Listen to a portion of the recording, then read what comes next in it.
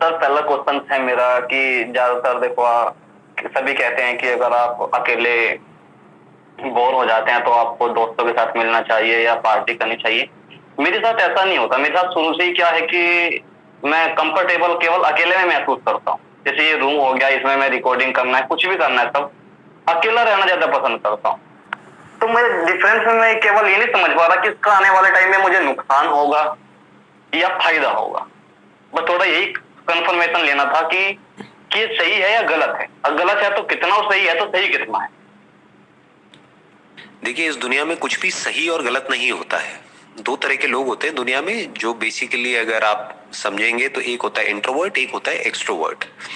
इसके भी बीच में कोई क्लियर कट लाइन नहीं होती कि हम बोलें कि इस लाइन के इधर इंट्रोवर्ट है इधर एक्सट्रोवर्ट है। एक ही इंसान एक सिचुएशन में इंट्रोवर्ट होता है, अगली सिचुएशन में एक्सट्रोवर्ट हो जाता है। आप भी अगर अपने आप को बारीकी से ऑब्जर्व करेंगे तो कुछ लोगों के साथ में आप बहुत ही ज्यादा फ्री फील करते हो या बहुत अच्छा फील करते हो, कुछ लोगों के साथ में आपको इतना अच्छा नहीं लगता है, राइट।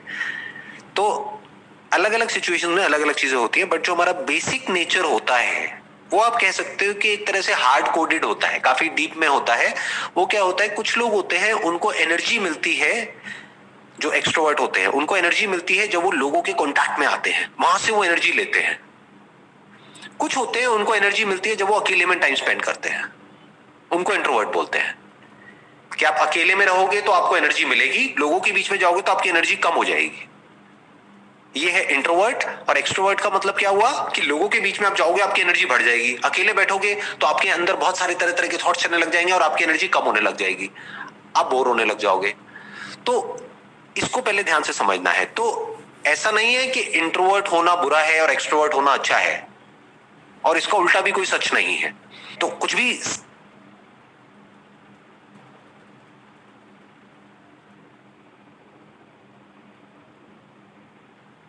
सही और गलत नहीं है, कुछ भी अच्छा और बुरा नहीं है। डिपेंड्स अपॉन योर पर्सनालिटी कि आपकी पर्सनालिटी कैसी है।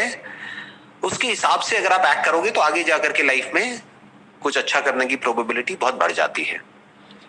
आपको अकेले में रहना अच्छा लगता है लेकिन आप जबरदस्ती लोगों के बीच में जा रहे हो, कर रहे हो, तो उसका कोई फायदा नहीं है। अकेले में रह करके अपने काम पे फोकस करो, जो भी आपका काम है उस पर ध्यान दो, उसको बढ़ाओ।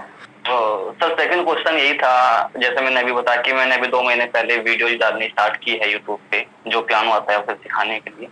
उसकी प्लानिंग भी की थी कि 2 या 3 साल बाद कुछ मतलब फॉलोवर्स या सब्सक्राइबर हो जाएंगे, उसके बाद हम कोर्स लॉन्च करेंगे। मतलब कि मार्केटिंग प्लान क्या होगा, सब चीज थी।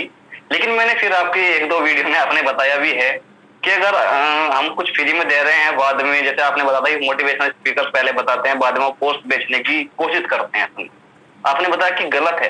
तो मैं इसे लेके थोड़ा कंफ्यूज हो गया कि क्या हम बाद में जाके अगर कोर्स लॉन्च करते हैं तो क्या वो सामने वाले के लिए गलत होगा, हम पैसे उनसे ले रहे हैं, या सही होगा? मतलब क्या वे हो उसका, हम जो आने वाले टाइम में कि हम अगर पियानो ही लेके चले तो हम क्या सोर्स ऑफ इनकम बना सकते हैं इससे आने वाले टाइम में? देखिए, इसको ध्यान से समझिए, कुछ भी गलत और सही नहीं होता है। इट डिपेंड्स कि आपकी इंटेंशन क्या है, एंड सेकेंड थिंग इज कि आप क्या वैल्यू दे रहे हैं। मानो आप एक कोर्स का चार्ज कर रहे हैं 20,000 रुपए और वैल्यू दे रहे हैं 20 रुपए की, तो गड़बड़ हो गई ना, तो ये तो फ्रॉड हो गया। लेकिन अगर आप चार्ज कर रहे हैं एक रीजनेबल सा अमाउंट, मानिए आप 1,000-2,000 रुपए चार्ज कर रहे हैं, लेकिन उस 1,000-2,000 रुपए में आप उनको वैल्यू दे रहे हैं 10,000 रुपए की, कि अगर वैसे वो कहीं और से सीखें तो उनको 5-10 हजार रुपए लगेंगे, लेकिन अगर आपसे सीखते हैं ऑनलाइन तो मान लो 2,000 में सीख जाएंगे, तब तो उनका फायदा हो रहा है, उनका नुकसान कहाँ हो रहा है। प्लस उनको पर्सनल एक क्लासेस मिल रही हैं आपसे, पर्सनली वो आपसे पूछ भी सकते हैं अगर उनको कोई डाउट हो तो। एक तरह की एक कोचिंग हो गई, एक ट्रेनिंग हो गई। तो it's all about your intention behind it, कि आपकी इंटेंशन क्या है, उनको बेवकूफ बनाना है या एक्चुअल में उनको वैल्यू देना है।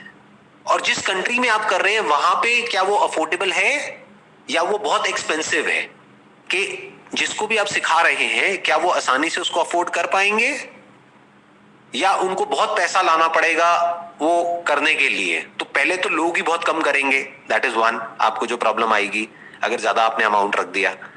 और फिर अगर आपने ज्यादा कर दिया तो आप पे प्रेशर भी ज्यादा आएगा, क्योंकि अगर आपने किसी से 10,000 रुपए ले लिया तो अब उसको 10,000 की वैल्यू देनी पड़ेगी ना।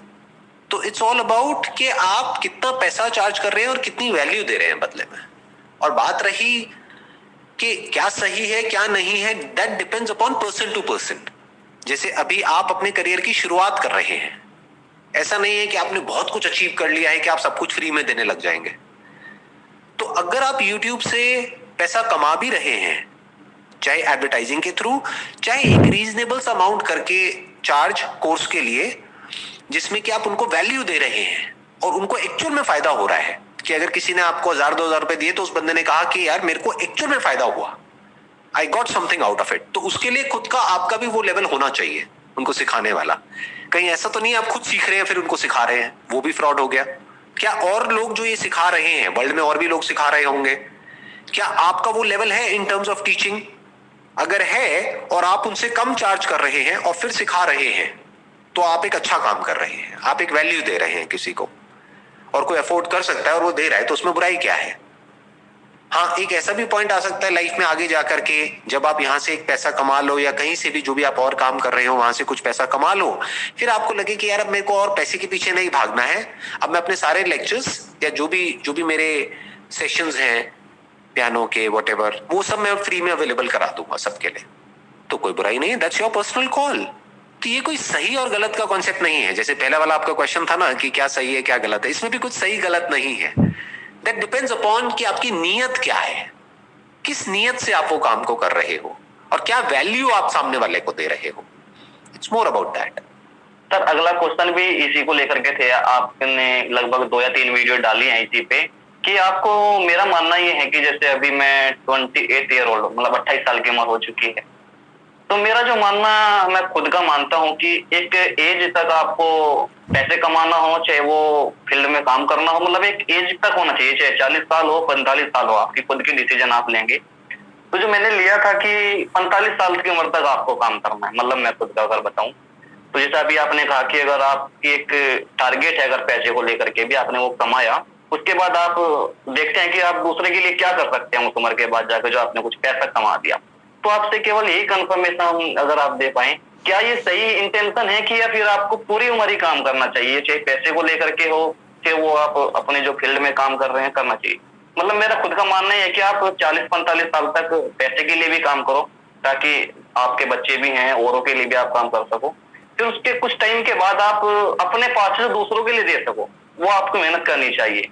तो मेरा जो मानना है कि मैं 45 साल तक काम करूं, उसके बाद दूसरों को मैं क्या दे सकता हूँ, अपनी जो मैंने सीखा, चाहे वो फ्री में दूं या मैं कैसे भी, मतलब कि उसके बाद पैसों के लिए तो कुछ ना हो, लेकिन मैं क्या कर सकता हूँ?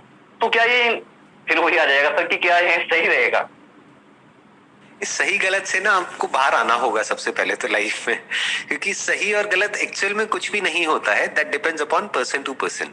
फॉर एग्जांपल कोई पेंटर है, अब उसने पूरी लाइफ पेंटिंग करी, मानो 60 साल की उम्र तक, 70 साल की, 80 साल की उम्र तक भी वो क्या कर रहा है, पेंटिंग कर रहा है, तो क्या वो सही है या गलत है?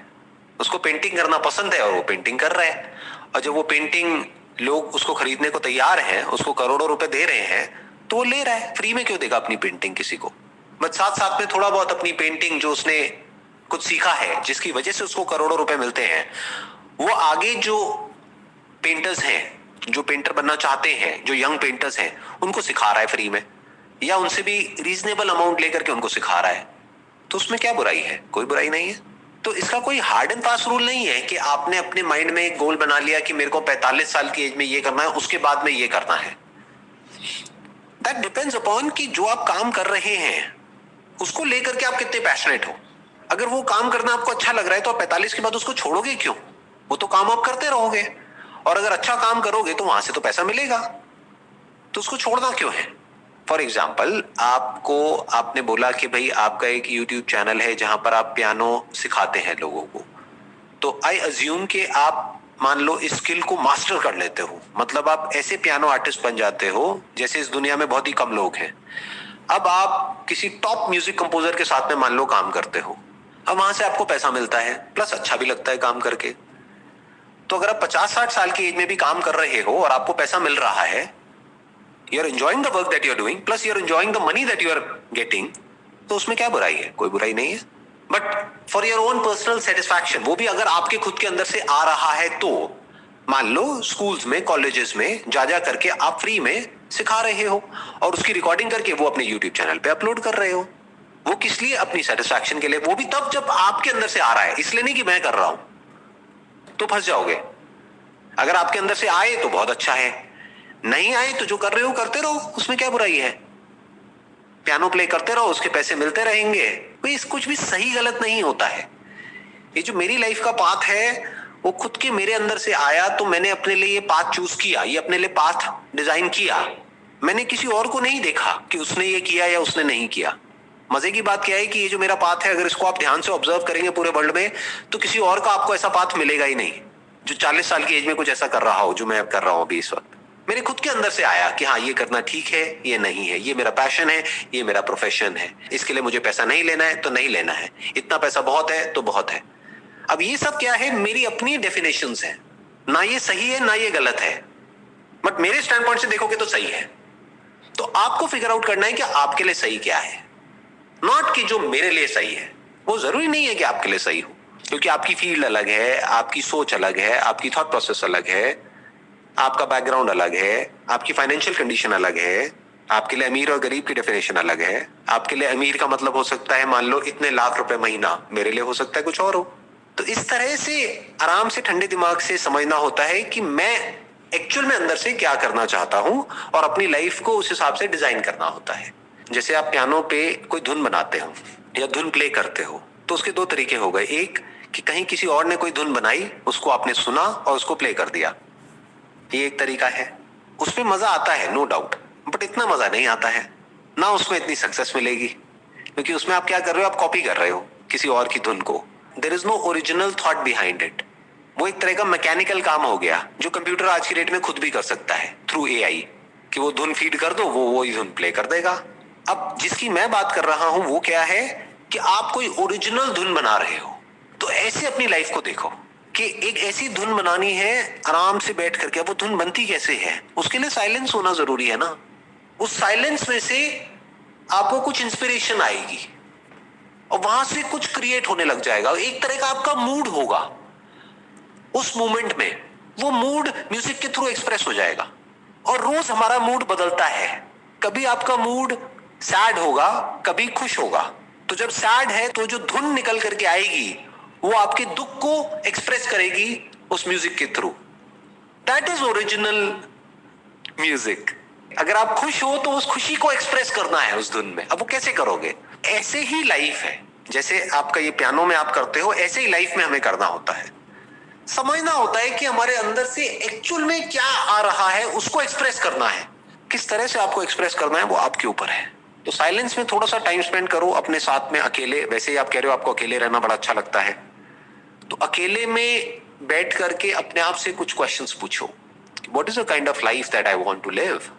तो आपको अंदर से अपने आप ही आंसर्स मिलने शुरू हो जाएंगे। फिर उस डायरेक्शन में अपना पूरा एफर्ट लगा दो, अपना सब कुछ लगा दो, पूरी जान लगा दो, और फिर उसको अचीव करो।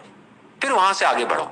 फिर जब कर लो उसको अचीव और आपको लगे कि यार ये तो अचीव कर लिया है, मान लो एक धुन बन गई, अब बार बार उस धुन को प्ले करने में मजा थोड़ी आएगा। अब एक नई धुन बनाओ।